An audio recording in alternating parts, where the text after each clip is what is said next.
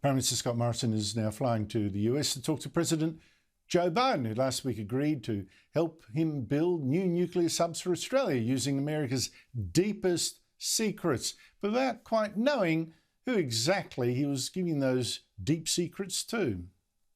Thank you, Boris. And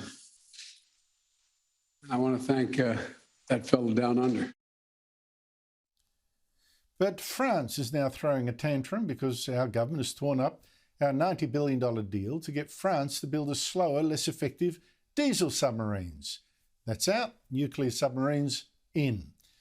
So France, the country that we helped to defend in World War I at huge cost in lives, the country we helped to liberate in World War II, has now recalled its ambassador in protest and is now calling on other members of the European Union to freeze out Australia from a new free trade agreement.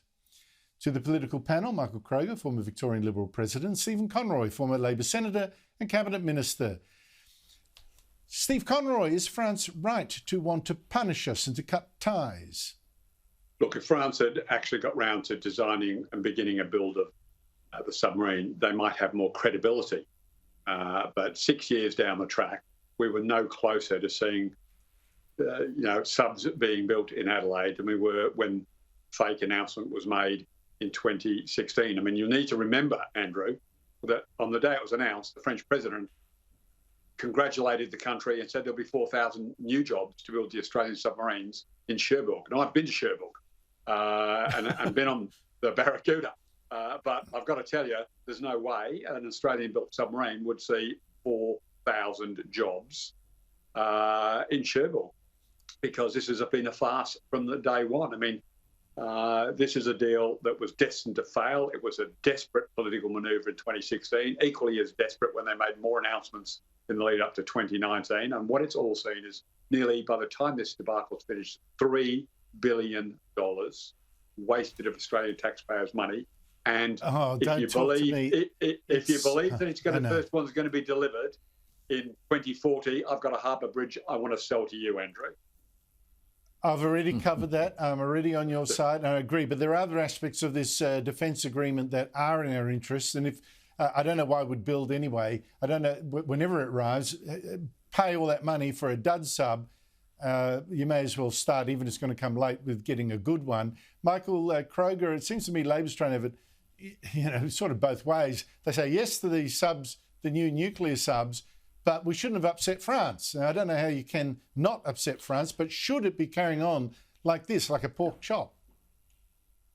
Well, look, I think the answer is, Labor are to be congratulated on what is a pretty historic decision by Albanese and his team. And I think people like Richard Marles have obviously played a very, very powerful and positive role in their decision. I mean, good on Labor for doing that. This is in the national interest, and it distinguishes Labor, by the way, from those extremists on the left, notably the Greens. So it's been a great decision by Australia. But the French are an unreliable ally. You go back to the Gulf Wars and the aftermath and Iraq. The French are basically part of the European League of Nations. They are not part of the traditional Western alliance of Britain, Australia and America. They come and go when they please. And I think overwhelmingly the country are delighted that we've returned to a relationship with our traditional military allies who we've stuck through, and then by us, thick and thin, Andrew. Well, you've raised a most excellent point there, Michael. I remember writing at the time that France was a most unreliable supplier. You ask Israel, you ask a number of other countries that had ordered critical weaponry from France, and then if France didn't like the uses they were being made to, suddenly the replacement parts and the spares and all of the upgrades, they didn't arrive. So I don't know why we would trust the perfidious French.